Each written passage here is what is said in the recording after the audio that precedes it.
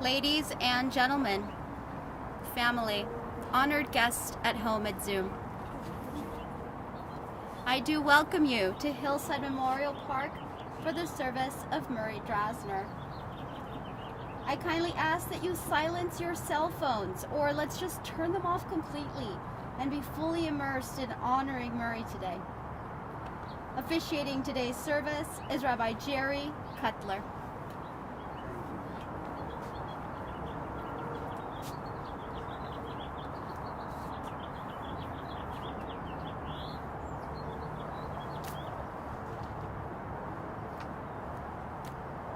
Would you mind if I took this off so you can all hear me? Or Go ahead.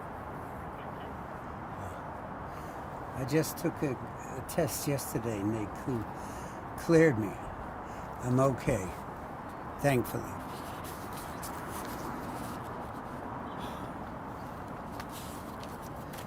I was just here not too long ago, officiating over Norm Crosby, who was a mutual friend, was a friend of Murray's, and he was one of my congregants, and also a dear friend. So they're close to each other. They can kibitz with each other and laugh, and like the old days over in Beverly Drive.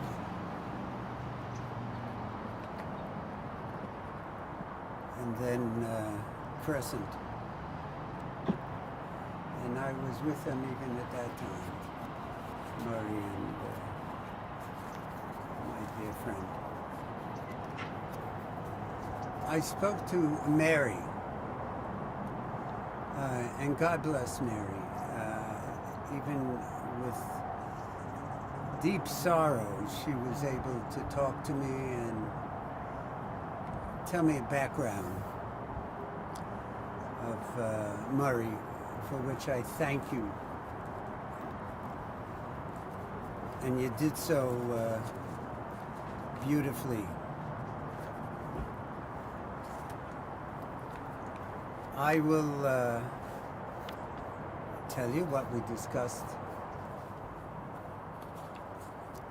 in a few moments. But first, some words.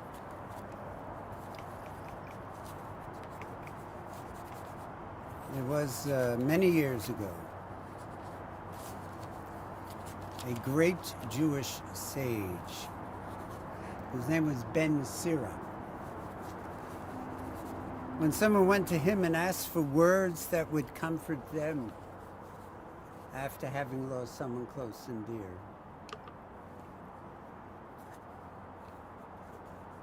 Ben Sira said the following. He said, "Fear not death. This is something we share with all whoever will be, whoever was.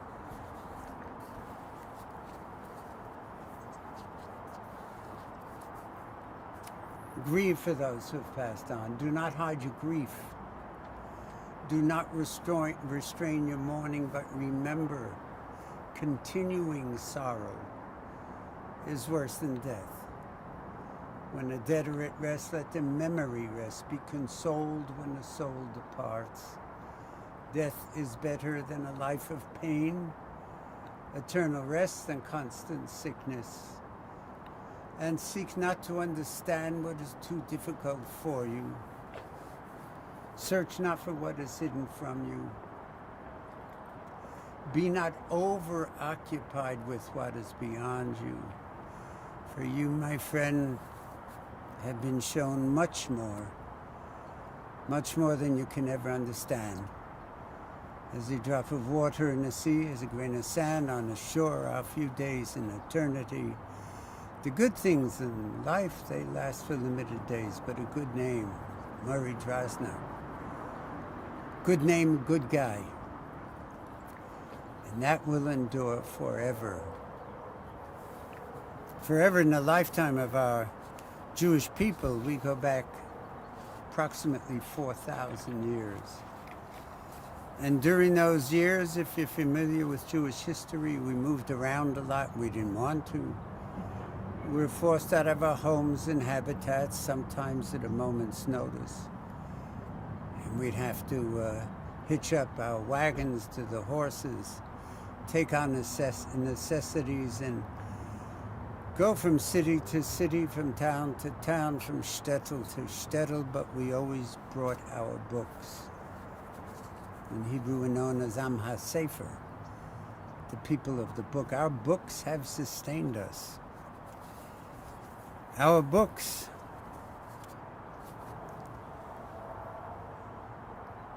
tell us how to conduct ourselves, how to be good people, how to reach out to others. Some good stuff in there. Also a little sense of humor. Every Jew is touched with a sense of humor, which Murray had. He had a wonderful sense of humor.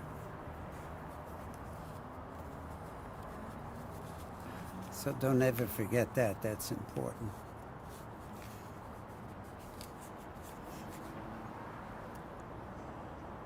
How many of us here never argued with God? We all have argued one time or another with God. That's why God is there. Someone to argue with. Something goes wrong and interrupts our way of life, or the way we want life to be lived. We start yelling at God. King David, our own King David, used to argue with God a lot, our books tell us. Until God finally said one day, he said, you know what? David, you're beginning to bug me. I'm paraphrasing, God didn't actually say that, but and he says, he tells David to go, and now David's very young, to go out to the people, get to know the people, understand the people, and then come back. You'll come back a mensch, and we'll talk, which David does. And he returns to God. He's like a new man. And he writes the 23rd Psalm, which is in your memorial book on page 13. Does everyone have a...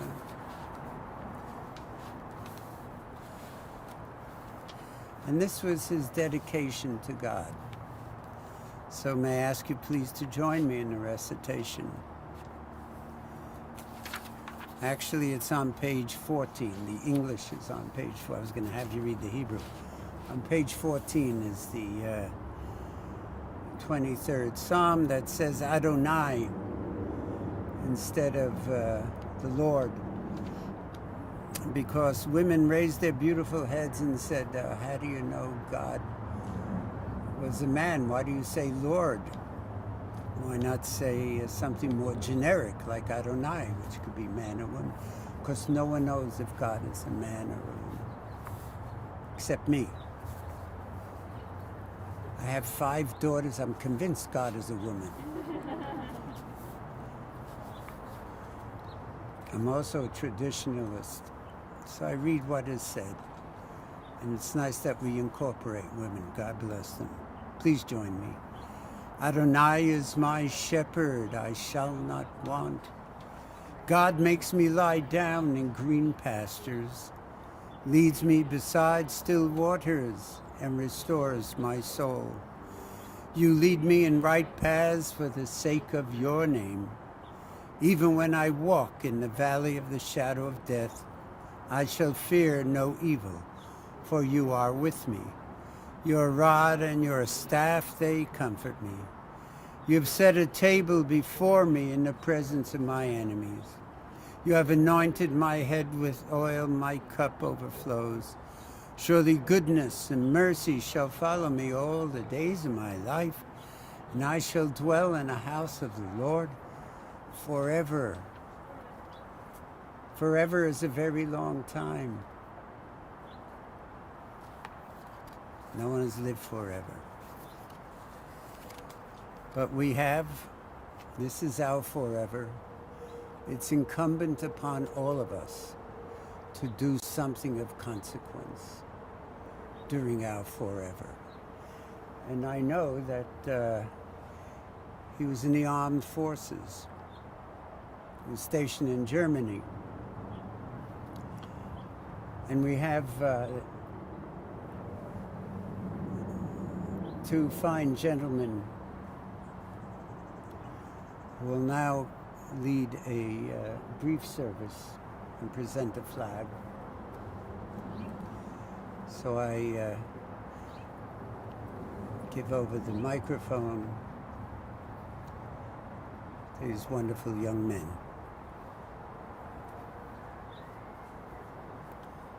Ladies and gentlemen, my fellow soldier and I are here to render final military honors to a fallen comrade. Today's honors will consist of the playing of taps, followed by the unfolding, refolding, and presentation of the flag. During the playing of taps, we ask those who are able to please stand. Current and former service members may render the proper answer. All else are encouraged to place a right now. At the conclusion of taps, you may be seated for the folding and presentation of the flag. At this time, if you ever please rise for the playing of taps.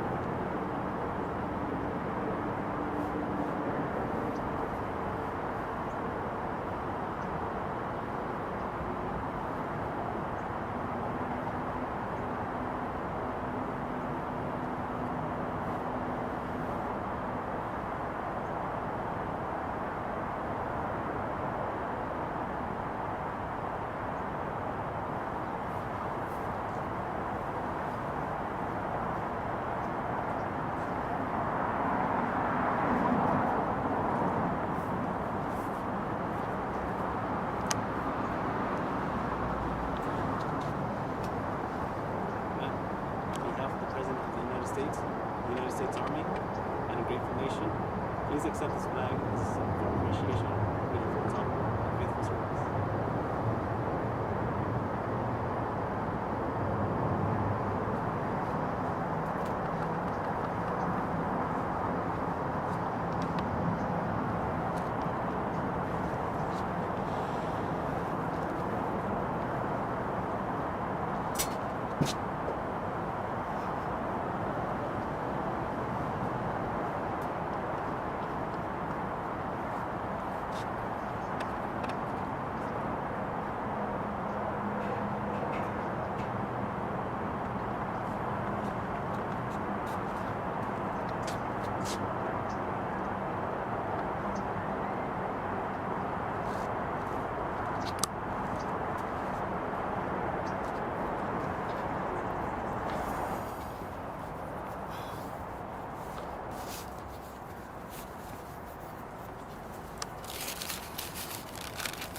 As I said, I spoke to Mary,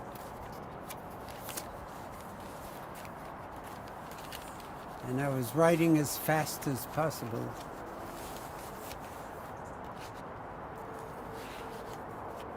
And it's very hard to decipher my handwriting. So hopefully I have everything down that she told me, Mary, because you spoke so beautifully and with so much heart about Murray, and I thank you for that. I thank you for sharing.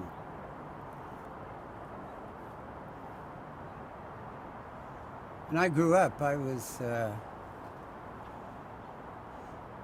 grew up in an Orthodox home, very Orthodox. My dad was an Orthodox rabbi. And I'd have to pray every morning, go to synagogue every day, every Saturday and holidays. It was a very religious life for me.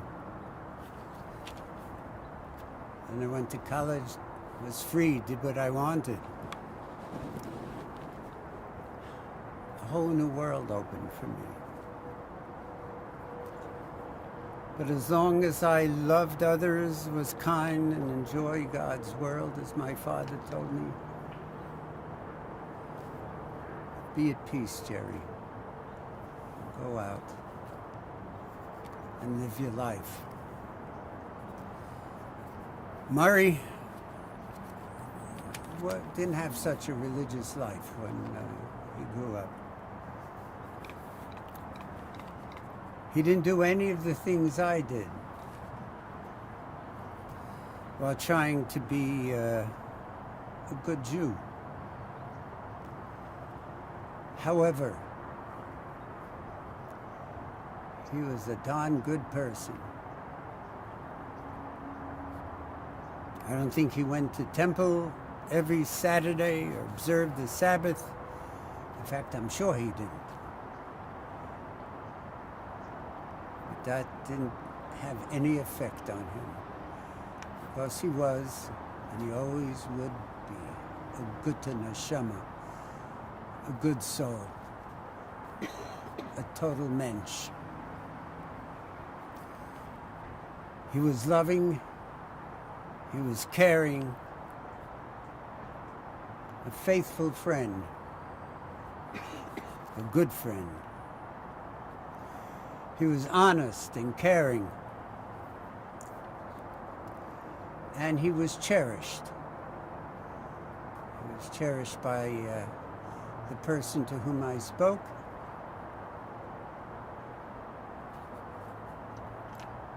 Mary. He cherished her, she cherished him.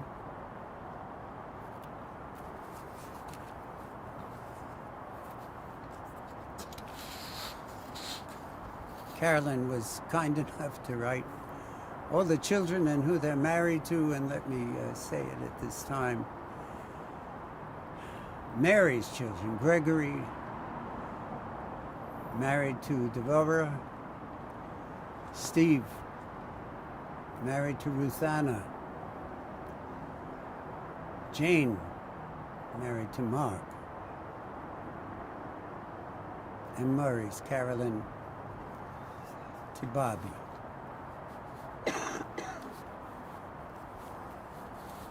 He was a good dad.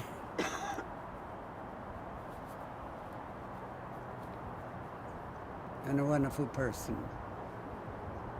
It's not often that I know the person I'm eulogizing, but this time I knew him not well. But I had a few lunches with him and knew him and was always laughing. It was a good time. And I was blessed to be with him. He was born in the old country. I don't know how many of you know that, in the Bronx. Bronx, New York. He was orphaned, and this I didn't know, when he was 9 years old. His mother passed away at 9. He spent the next 8 years in an orphanage and foster homes until he was 17, at which time he went out on his own. He worked different jobs to support himself.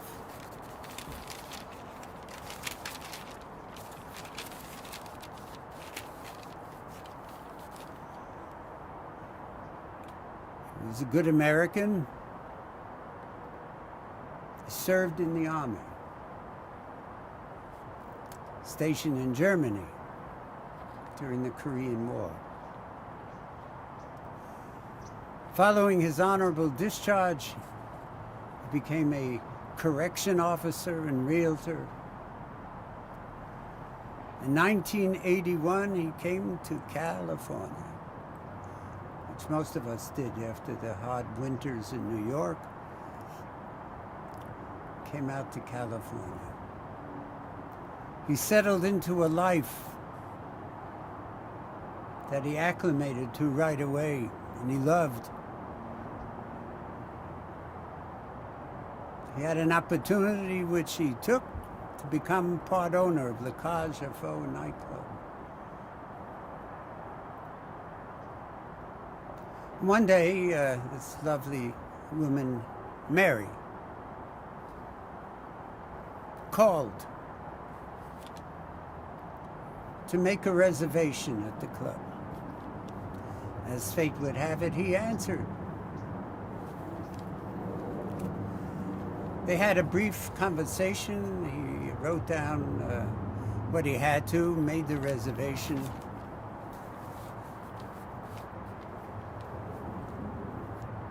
When she walked in, he went to see who Mary was because he really enjoyed the conversation.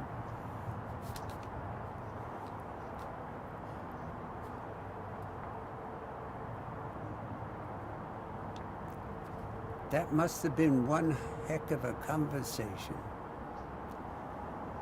because they were together for the next 19 years.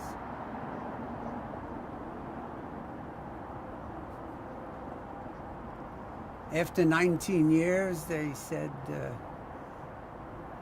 all right, let's try getting married. Why not? We know each other, know all the quirks of each other. I think it's going to work out. And of course, it did. So they went to the courthouse in Beverly Hills. They got married. There was the best man, a guy named Al Martino.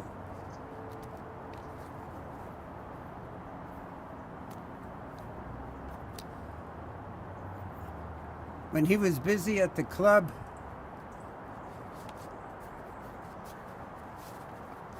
he would go home, and there was work to be done at home as well. It was Mary. Go home to his beautiful Mary. And he did the laundry,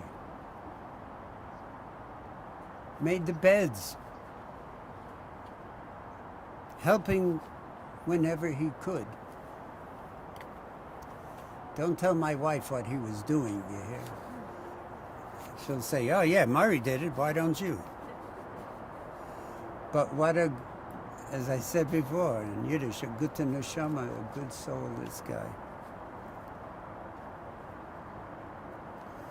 He was caring, obviously, and he loved this little woman very, very much. He also loved celebrities. Was always taking pictures with them.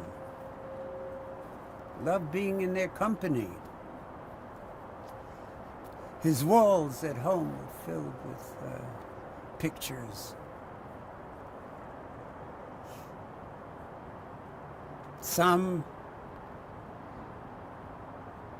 and close friends, Al Martino, Peter Falk, and Norm Crosby. There were so many good friends and so many celebrities. I understand the family is compiling a book titled Who's That with Murray? I want a copy. I'll pay for it. After the club closed, Murray got into horse racing. He even had a first place winner at Santa Anita. First place. Murray and Mary, Eminem. And who doesn't love M&Ms? You were loved. Murray and Mary. 40 years. 40 years of love. In California, that's a record. 40 years. Love and happiness together. Mary told me that any time you sat down for a meal with Murray, you could be sure that if there was a napkin, it would become a boot or a mouse.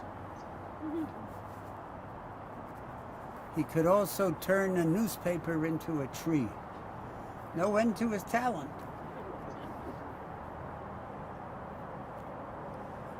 And he loved his heritage and was very proud of being Jewish. And God bless him.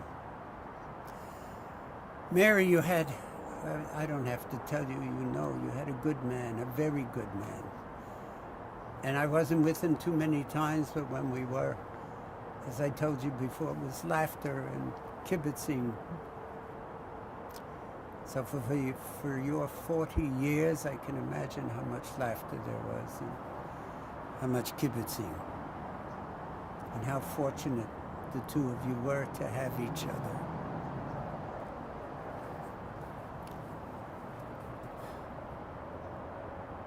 The last time I saw him was on Crescent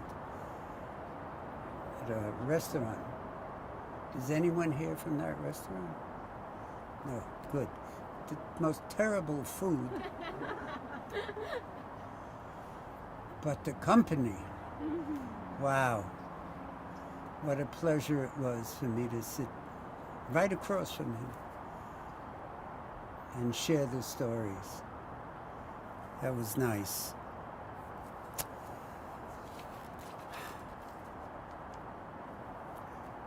God bless him.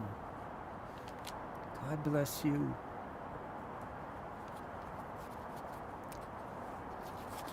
He will long be remembered. And when you think of him, may that smile always appear and never fade. He did good. May he rest in peace forever. Amen. Gregory?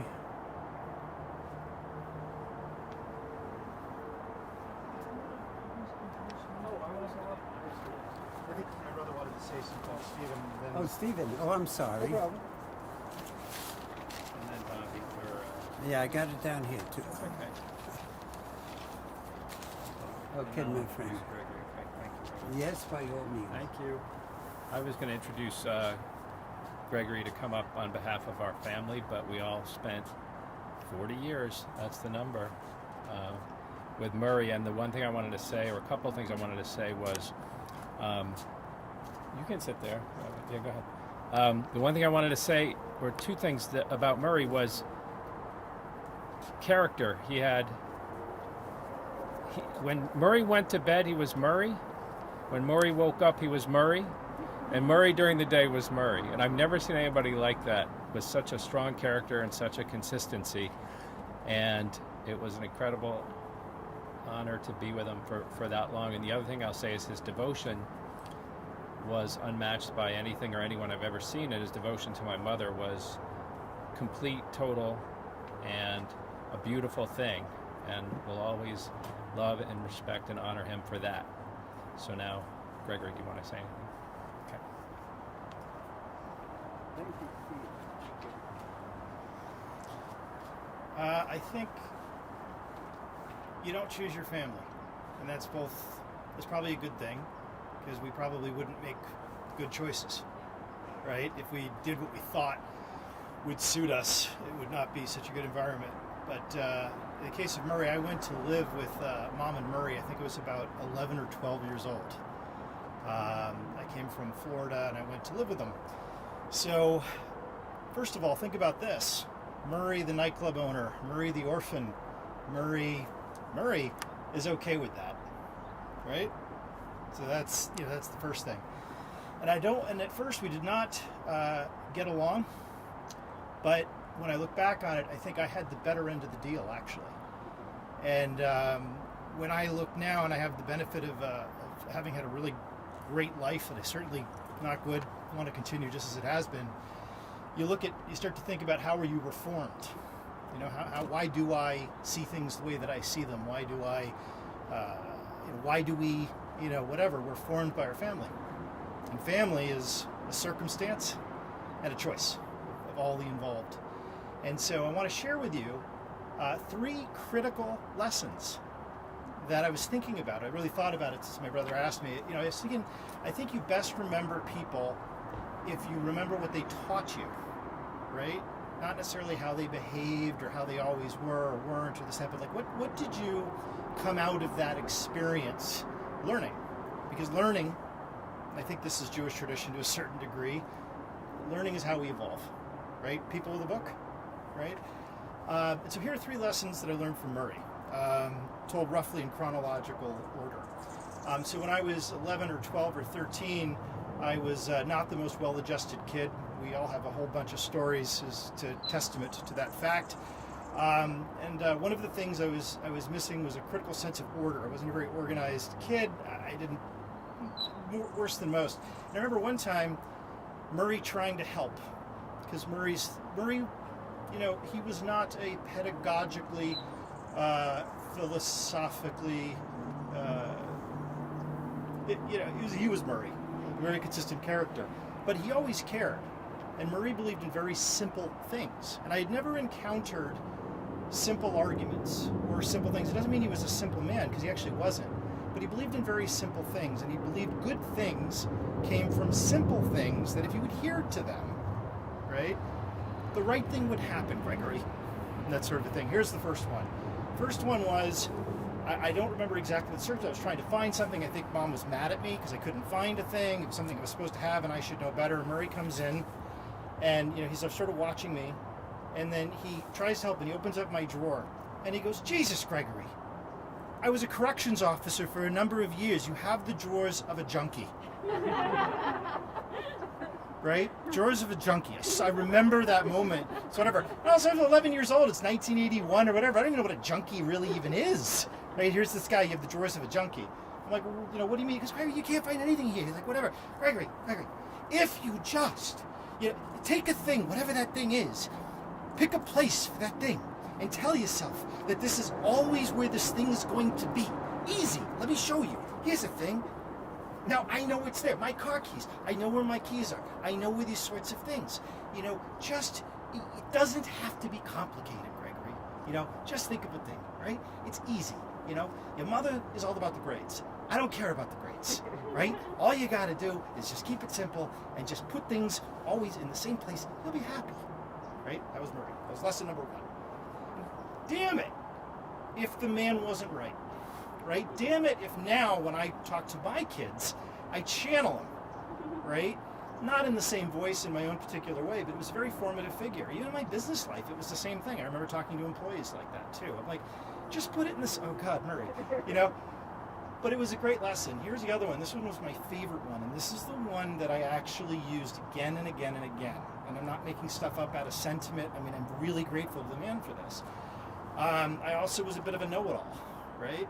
I believed that, you kind of, you'd be puffy. Oh, I'm the guy. I know. I always like to explain things, whatever. And I remember I was talking to Murray, and he just asked something somewhat innocent. I gave this great explanation or like whatever, and I was, and I just watched his face. It was just kind of like, as I was going, he just let me go, and he goes, Gregory, it is perfectly okay to say, I don't know. I don't know. Say it. I say it all the time. I don't know a lot, Say I don't know. Everybody appreciates that. Nobody likes a guy who's always saying, I know this. Nobody likes that guy, okay? You say you don't know, and you know what will happen? They'll tell you. They'll teach you. You'll learn, right? Try it. You'll like it, It's the second big lesson of Murray. Again, you fast forward to your own life or whatever, you really want to give credit to the man because that turned out to be supremely true, and I'm very happy that I got the opportunity multiple times not only to make the man fly with me in an airplane. I'm the only guy that got that to happen, right? Because I like to fly and I got to do it. Not only did he, at 85 years old, get on the zip line with my kids, right? Which also happened to me. And this guy, he would do anything, right? He was a light. And so that brings me to the third lesson, right? I have used a lot of Murray's philosophy, and I got to tell him. I got to say, Murray, you were right about everything. Because he really was. Because if it's simple enough, it's right. So here's the last one. You guys will all know this one. You'll laugh, particularly if you lived with him. Gregory, you're leaving a room, the light switch goes, light switch goes off. I have endured, as you have too, so many lessons where he not only would say it, he would demonstrate it, because maybe you weren't getting it. Did you ever get that? Gregory, off, on, off, on. See what the bulb does? Off, on, off, on. I don't understand it. Why would you want the light on when you leave a room? Off, on, off, on. Very easy. One of the very simple things that if you do, it'll work out. And it isn't even just about the light, Gregory. It's about waste. It's about, it takes so little to do this one thing. So that was another great lesson, and although I have to say I'm not great on the lights, even now, that philosophy also, it's like, look, maybe I didn't always agree with how you said it or whatever, but by God, you were right about everything. Except one thing, and I'll conclude on this, right? Murray said that when you turn the light switch off, the light went off. In his case, though, the switch is off, but the light stays on, right? Like, honest to God, for me, and for my mother too, as the rabbi says, everybody dies and all of this, but their light does not. You can call that forever, you can call it whatever, but so long as you reflect on what you learned from the person, that person is as alive, at least for you, as they ever were in real life, and will remain so. When you pass those lessons down, you're a changed person, your kids, so on and so forth. So to Murray, I would say, I got you on that one. The switch is off, but the light stays on. And those are my lessons for Murray.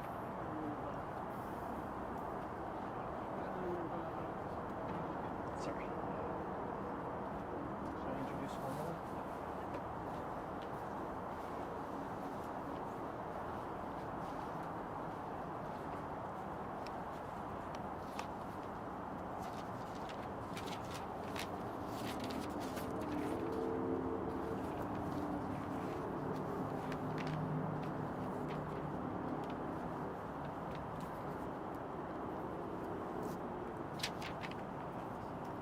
Thank everyone for coming today to honor my father here in person and virtually. We can all agree 2020 was a challenging year, and my dad's sudden passing until 31 was the explanation point.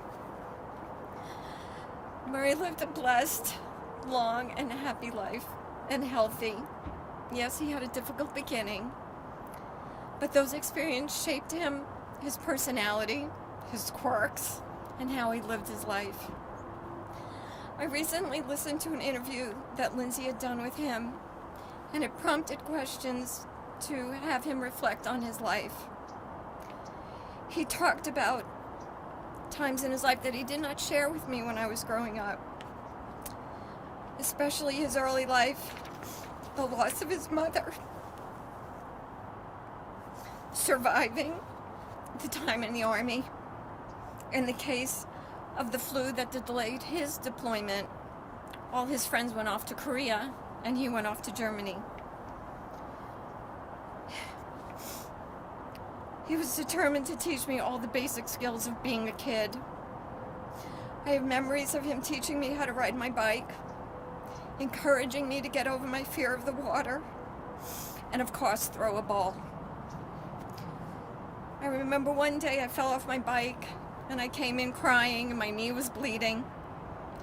And he patched me up, because in the Army he was trained to be a medical technician and learned the basic procedures. He also made me a Purple Heart to help me make me feel better. He taught me the games of football, baseball, and basketball. He took me to major league games. I often brag I saw Joe Namath play in person. It was a cold and windy day, and we know how he hates the cold and the wind. I begged him to stay because he wanted to leave, but he stayed. He had street smarts and can size up people very quickly. You can tell if you were genuine or a fake. He was guided by simple basics of right and wrong, and they were from his Jewish upbringing. My father had dreams of coming to California, and he made them come true in 1981. Shortly after arriving, he met Mary. She ignored all his grumbling, and off they went, and together they created a beautiful life. Murray was many things to many people. To me, he was a proud grandpa. He loved Alana's red hair, and he wanted her to be a model. He named his first racehorse after her, Alana Star. He was a kid at heart and enjoyed playing with his grandchildren. You can count on him to give them a toy that was made noise and needed batteries. He was a collector and saver of stuff. And when he gave Alana a collection of Power Ranger action figures, he said, "Keep them, they'll be worth something someday." We still have them stored away. He gave Matthew Lionel train sets and the same advice. "Keep them, they'll be worth something someday." He was reliable. He called every Sunday at 3 o'clock. He shared who we went to lunch with, and we'd catch up on the family and what was going on in the world. It was something I looked forward to each Sunday. Recently, if I didn't get the call promptly at 3, I called him. He always started the conversation, "Hi, Carolyn, it's me." I always thought that was funny. I could recognize his voice anywhere. While cleaning out his desk last week, we found his business cards. Printed on them was, "It's me." That was his sense of humor. Under COVID, the conversations changed. Nothing much going on, same as last week. The weeks are just flying by. Our last call was on December 27th at 8:30 p.m. I had lost phone service due to the explosion in Nashville on Christmas Day. He had sent me a text asking me if we had received our service back. I called him to let it know it was, and that call lasted for 13 minutes. I thought I would speak to him again on New Year's Day, and we'd wish each other a Happy New Year. I will miss our calls on Sunday. Mary, thank you for sharing the last 39 years of his life with him. They were filled with love, family memories, and travel adventures.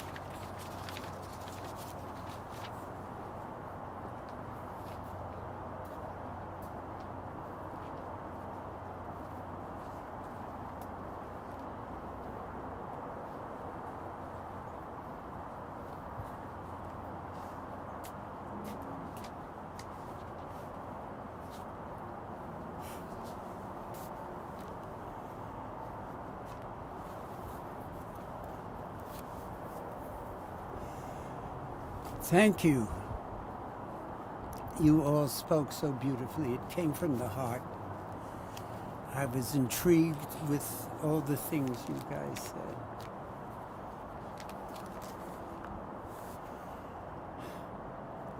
I know it was difficult, but you rose to the occasion. And if anyone deserved it,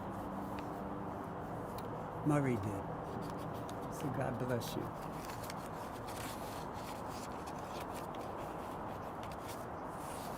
And Greg, I'm going to tell my grandchildren and children the Murray technique, close the light. I'm going to remember. It gets me crazy. But I'll definitely remember, so thank you for that. You did okay, Mary. All of them are wonderful.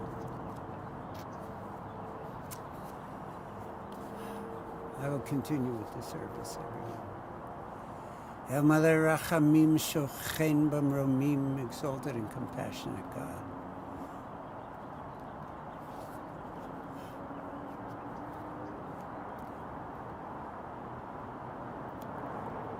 Hamatzei Menucha Nechana Tachas Kanfei Hashchina, we ask that you grant infinite rest Malos Kudoshim Etorin Gozor Kia Masirim. Infinite rest to our friend Murray. I'm so happy that I got to know him.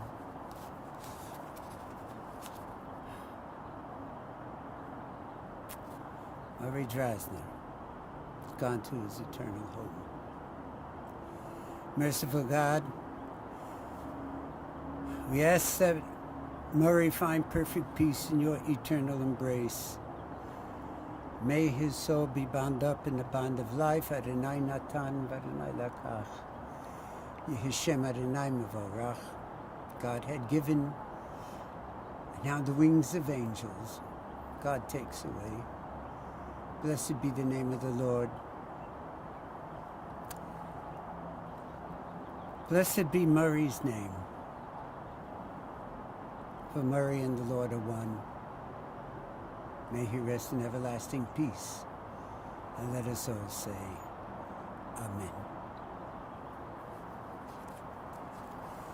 May I ask those of you who are wearing the ribbons, or are you? Anyone?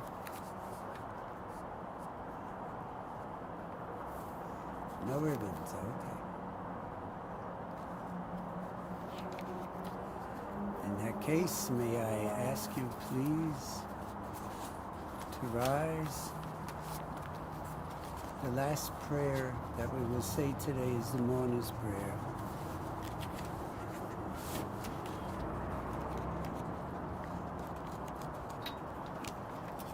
The Kaddish be found on page 31 and 32. So the words with the CH are pronounced with the guttural ch. So may I ask you please, this is the last prayer we will say to Murray. It's to safeguard him and all of you, that his spirit shall remain with each and every one of you now and forever. Together, please. Yitkadal v'yitkadash shmei Rabbah V'alma divra chirute v'amlich malchute. B'chayechon uvyomechon uv'chayei l'chol bet Yisrael. Ba'gala v'zman karib v'yimeru amen. Yehei shlama rabba min shemaya. V'chayim aleinu v'al kol Yisrael v'yimeru amen.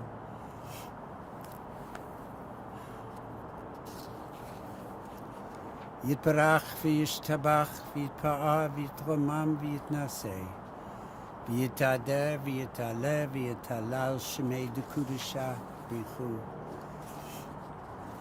le'elav mikol b'chata v'shirata toshbachata v'nechemata dameram b'yalma v'yimeru amen.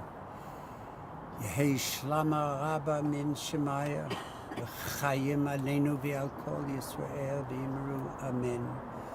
Oseh shalom b'mromav hu ya'aseh shalom aleinu v'al kol Yisrael v'yimeru. Everyone, please. Amen. Our service is over. Your love for Murray, that goes on. That never diminishes. So may you all have great memories of Murray. And Mary, anytime you want to, give me a call. Okay? If times are hard and sometimes you become very melancholy, I'm there for you. Okay? If I ever meet any of you again, I hope and pray it's at a happy occasion. God bless you guys, now and forever. Amen.